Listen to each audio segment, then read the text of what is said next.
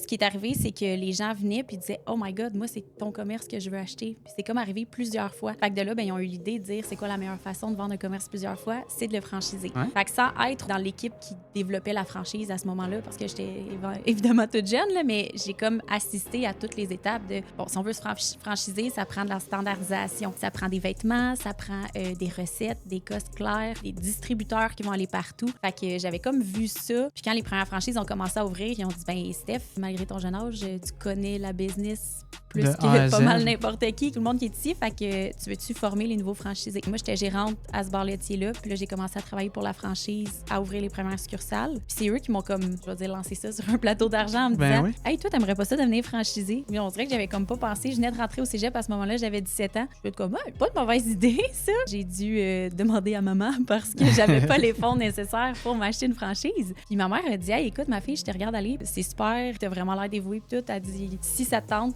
mais là, tu penses comme faut parce qu'elle dit Je Engagement, vais là. t'aider, mais Ah ouais. moi, je m'en occupe pas. Là.